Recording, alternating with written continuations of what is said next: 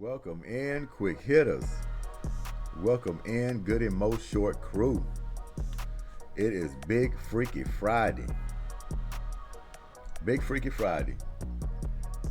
And it definitely was a freak show on Thursday night for these New York Giants. Giants. Do we feel sorry for them? Nope. They got some big problems. They have bigger problems than Saquon Barkley. I don't think they're going to be able to salvage the season before he gets back. 3 or 4 weeks, the season might be gone. Oh, that's not good. Yeah, it's unfortunate. I was looking for the Giants to be close to the top of their division. I looked at them battling the Cowboys this year. But nobody had any idea the Cowboys was going to come in this year with a defense that was better than last year and with an offense clicking and fine-tuned, as they are, coming in for this season. Washington Commanders, they're doing a lot better. So I'm looking at these Giants, look like they're going to be sitting at the bottom of this division. Losing their running back, Daniel Jones, he's spotted out here and there, offensive line problems. But the Giants going to have to figure it out pretty quick. They don't have no time to waste, and they can't wait on Saquon Barkley to get healthy either. They're going to have to find something to get this going. They came in this year with some high hopes. They thought they finally found the formula to come in this season to win a lot of ball games, just to find out that they ran out of potion. A big part of that potion is Saquon Barkley. The other part of that potion is giving Daniel Jones enough time so he can survey the field and find open receivers. It's just not happening for them. They got big problems, and I don't see them really digging out of this hole. Daniel Jones was 22 for 32, 137 yards. That's pretty pitiful. 137 yards thrown. A quarterback of his caliber, supposed to be of his caliber, making the money he's making. So these are like Cordell Stewart numbers. For 137 yards, that's something Cordell Stewart would throw for. That's something you expect Fitzpatrick to throw for. But not a Daniel Jones, not the money he's making, and supposed to be carrying this team on the offensive end, especially without Saquon Barkley. 22 for 32. I thought the attempts would be higher going into that game, not having a running game, so that's a little shocking to me. But he threw a pick and he didn't have any touchdowns. Matt Breida, who came in for Saquon Barkley, 4 carries, 17 yards. I'm not going to call all the guys out, but they had 29 yards rushing the whole ball game. Think about that for a minute. You got a quarterback that's not playing that well, but you don't have a running game at all, and you don't miss Saquon Barkley. I think you do. You had 4 guys out there that had rushing attempts, and all you can come up with is 29 yards between all 4 of them, including the quarterback. They got some issues. They got some serious issues. It gets worse with the receivers. Darius Slayton, 3 catches for 32 yards. And he's supposed to be the highlight of that offense on the receiving end. Gary Brightwell, 2 catches, 31 yards. Then it just goes down 6 for 24, 4 for 20, 4 for 21. It just doesn't get any easier or better. They lucky they even have 12 points. They lucky they didn't get blown out worse than what they did last night. On the defensive end, Michael McFadden, 10 tackles, 9 solo. Bobby Okereke, 9 tackles, 6 solo. You just don't see anything here.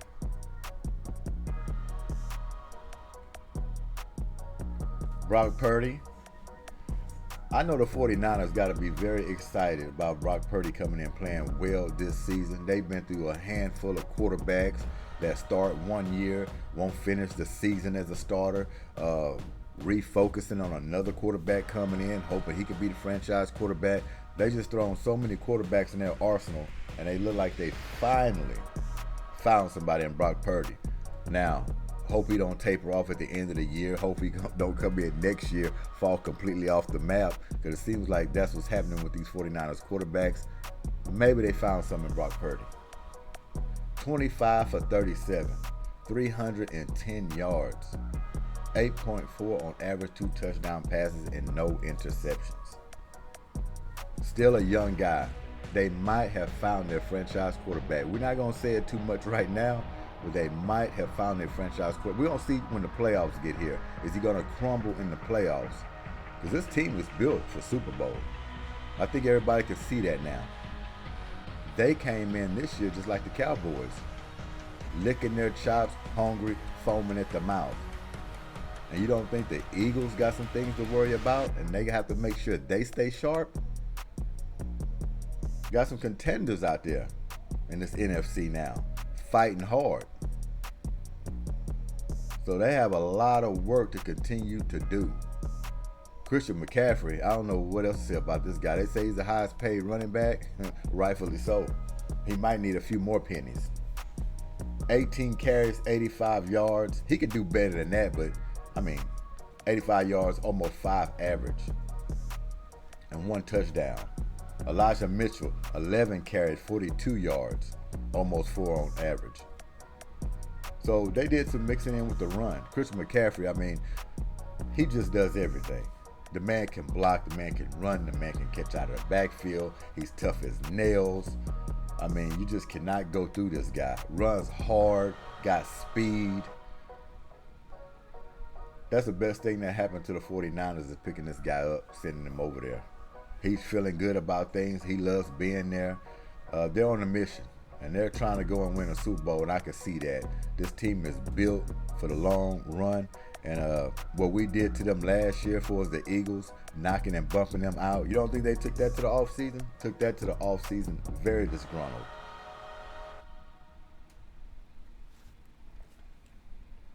So I don't think going into last night, nobody's shocked about the Giants losing.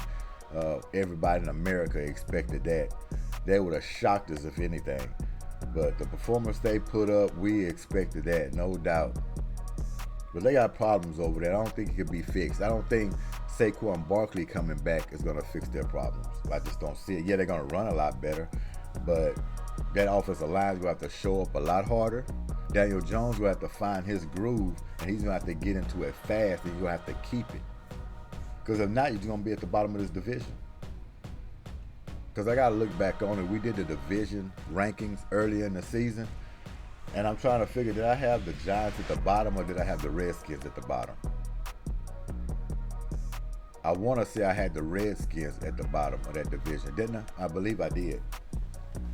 So that's going to have to be flip-flop. It's too late for it now, but it looks like the Giants are going to be at the bottom of that division if they don't get it together. Because Washington's moving. They're moving. And we already know about Philadelphia. We already know about the Cowboys. They're going to stay pretty much at the top tier. So it's basically the Giants and Washington trying to battle for not being last. But if I was to bet on it now, the way the Giants are looking, they just can't get it together. The 49ers are the real deal, right there with the Cowboys in the NFC. I don't think it's too many other teams you got to worry about. You say the Packers, but Packers are young. They're still trying to find themselves. You got Atlanta over there, same thing, a whole bunch of young talent, fast, furious, and fanatic. So you got to be careful. Because these guys here, man, they can do it all. They have all levels taken care of for these 49ers. Then you come down here, Deebo Samuels. What about this guy? You don't think he's on a mission? Seems like he gets tougher and tougher and tougher each year coming in. 6 catches, 129 yards, 21.5 on average, and a touchdown. He's been targeted 12 times. 40 was his long. But did you see that one catch where he broke like 5 tackles? Did not want to go down? Dude is sturdy. He is built and tough as a stack of lumber. You cannot chop this guy down. Tough. Built like a running back. Can catch any pass. Can take it to the house. Burrow over guys. That's why I say this team is too well balanced. And we have to get sharp. This NFC is too tight right now. Too tight. And if you just slip off a little bit, like talking to your quarterback about you not getting the ball enough. Quarterback saying, hold on, we're going to get to you. We're winning the ball game. It's bigger things at hand. Little slippage like that can cost you when you face teams like this. They're together. They're on a mission. Cowboys on a mission. We're going to get into that. Let's get into the quick team stats. First downs. They demolished them on first downs. New York 10, 49ers 26. What about the passing yards? 121 to 300. 121 to 300. Who you think got that? The 49ers, of course. Go down there to rushing. That rushing is just pitiful for the Giants. 29 yards rushing the whole night. Last time we seen that. To the 49ers, 141.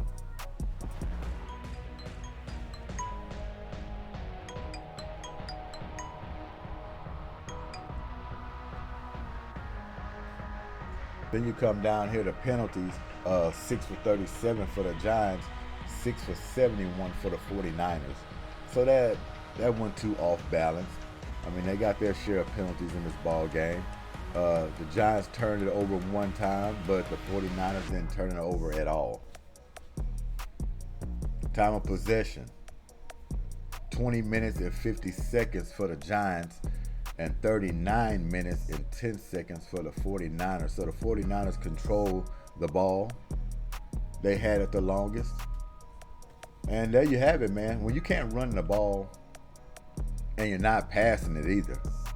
Yeah, his percentage wasn't too off on his passing, but look at the yardage, 137 yards and an interception. That's not making a difference. Debo had 29 yards. So when you can't run the ball and you only pass for 137 yards, you got big problems. So this was from the get-go. It looked like the Giants at one point was going to stay in the game and they was going to fight back. They wasn't going to go away. But after a while, reality sets in. And with a defense like the 49ers, which they only gave up 12, we talk about great defenses. You keep them in the teens or 12, lower, that's even better. That's a great defense. 21 points and under in the NFL. You keep a team 21 points and under, that's a great defense. That is a great defense. That shows up. I don't care what happens out there. 49ers got 30 points. You can keep them under 21, you good in this league.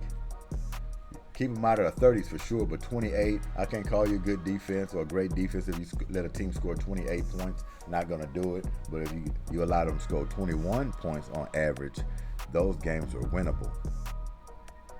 That shows you can stop people. Giving up 3 touchdowns the whole ball game, that's great.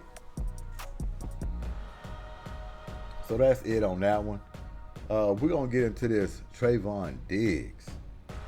Man, that's a big blow for Dallas. A huge blow. What does that mean for their team moving forward? Or they're still contenders for a Super Bowl without Trevon Diggs? That remains to be seen. We're going to put some plugs in the socket, and we'll be right back with that one.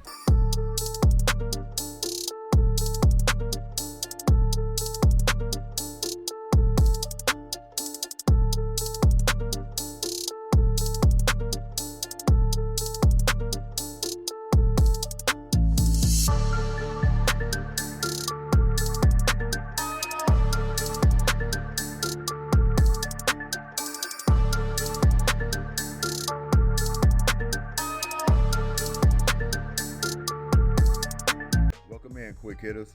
If you haven't checked out the website, goodymogoods.com, check it out. Everything in here is customizable to fit the way you like it. So just send me an email with the font and an image and we'll take care of you. And also remember, 5% off if you subscribe to this website. For $19.99 a year, you get 5% off on all items in the store. So don't forget that. Actually, we can come down here. You have your subscribe form. Put in your email address. Click here. Become a member. GDW membership plan, $19.99 every year. Save 5% on all orders with this plan. So take advantage of it. Thanks for y'all time and enjoy the show.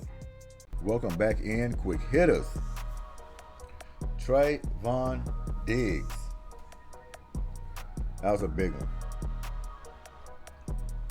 That was a big one. Especially coming in how the Cowboys came in this season so far, early. Defense as tight as it can be. And then you lose one of your top guns. That's tough. But they're deep enough. And they might can sustain the season without Trevon Diggs for a while. I'm not going to say for the long run, because this is not going to show up until later on, but we're going to get into this article real quick. I'll read a few things off of it. Dallas Cowboys star cornerback Trevon Diggs suffered a season-ending torn ACL in his left knee during Thursday's practice. Diggs suffered the injury during a one-on-one period in practice and was briefly spotted inside the team facility on crutches before undergoing an MRI, which revealed the tear. This is a massive loss for the Cowboys defense that is ranked number 1 in the NFL in yards allowed and points per game through 2 weeks. Since entering the NFL in 2020, Diggs has 18 interceptions, tied for the most in the NFL with J.C. Jackson of the Los Angeles Chargers. Meanwhile, Cowboys Pro Bowl center Tyler Biadasz hurt a hamstring during Thursday's practice and is undergoing an MRI to determine the extent of the injury. Another source told Schefter, Tyler will be okay. Cowboys star edge rusher Micah Parsons reacted to Diggs' news with a post to X. It's funny saying X now, huh? It's like, man, some people are still like, oh, I'm still calling it this or that, but it'll filter in after a while. Can't believe it. Twitter went to X. But yeah, Micah Parsons said in his tweet on X, I am my brother's keeper. I got you, 7. No more need to be said. And one thing you don't want to do is get this guy more riled up than what he already is this season. He's already playing like a maniac. So now he's got even more motivation to go out there and play for one of his brothers. I hate to see who's next up. Was it the Cardinals? Quarterback for the Cardinals? I would be worried. I'll be worried. Eat your Wheaties, eat your Fruit Loops, your Lucky Charms. Do what you get your eggs. Do what you got to do. Get your grits. Get your oatmeal.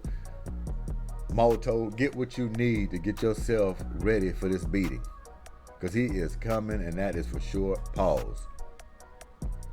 But yeah, man, the way I'm looking at this is not going to hurt the Cowboys until later in the season, in the playoffs, trying for a Super Bowl. They got people that can plug in to help this spot out. You know, you put Blaine in there or Jordan Lewis, see how they can do. Because the Cowboys are deep. They got depth. They're going to be able to put a cornerback in there, stop the bleeding a little bit. And what we call them Band-Aids. They got Band-Aids to put out there. But the question is, you're going to have teams coming in picking on these guys. They want to prove, can they cover? They want to prove, can they hit? So early on, these guys are going to get tested. And if they don't know how to keep it plugged up or keep the bay down, should I say, the Cowboys from getting picked on, they're going to be in trouble. Because the Cardinals going to be the first test, going to come out here and throw balls at these guys and see if they can cover. And if they can't, they're going to have some big problems on their hands playing these top teams with these superstar wide receivers. They're going to be licking their chops. Now, this defense is solid all the way across the board. That will be the one weak link. But is the weak link weak enough to where it can hurt this football team from winning games? I don't think so. I think this defense, especially when we got Parsons in that front line, putting a lot of pressure on that quarterback, he might not even have time to exploit these cornerbacks. So we'll see, because that defense is fast and furious for those Cowboys. And like I say, these quarterbacks are not getting enough time. But we're going to see. It's not going to show up to the playoffs anyway if it does show up. And who's to say Trevon Diggs won't be ready for deep in the playoffs? They say he's out for the year, but we heard plenty of stories before. Oh, man, if they make it to the Super Bowl, he might be available. The championship game, he might be available. His recovery is going well. He's doing good. He might can come back. You might hear a story like that. So I don't think it's all lost, depending on his rehab, his recovery, how fast and how strong he wants to get this done, how his mind is, and he wants to get back. It's a possibility, but early on, it's not going to hurt Dallas. Only when you're playing those great teams and getting down to the end of the schedule, moving into the playoffs, where it might be exploited. But I'm not no apologist for the Cowboys. You don't have to worry about that. So, I don't like to see the guy out. You want every team to be at full strength, especially when you're playing them, because you don't want no excuses anyway. So I always want teams and players to be at full strength when they come in, when they're playing. And just let the best be the best. Prayers for him. Hope he get a fast recovery, because he is a talent. He's a hell of a defensive player. He is a playmaker. He makes things happen. The way he punches at the ball, the way he strips wide receivers just before they go down, the interception he picks off. You know, he gambles a lot, but he wins majority of them.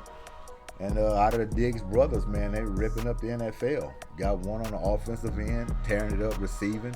Got him on the defensive end, tearing it up with interceptions, hits, strips. So, he needs to get back out there and get healthy and lead this team to where they want to lead them to. But right now, they're ticking on all cylinders. All cylinders. But they always say something with those Cowboys. Something's going to happen when everything is going well. Something always pops up, and then this pops up. Unfortunate. But as long as he gets back in, they might can seal this deal and get deep into the playoffs. You know, of course, I don't want to say go to the Super Bowl, because only one team in the NFC can go to the Super Bowl. And I don't think we need to talk about who that's going to be. So, big Friday. Big Freaky Friday, folks. This Goodymo Sports Quick Hits. We want to tap in real quick at the end of this weekday, going into the weekend. Y'all enjoy yourselves. Colorado, Oregon, y'all better check it out. Hottest ticket going right now. So it ain't just football Sundays no more. Saturday is starting to get a little intriguing, ain't it? For Saturday.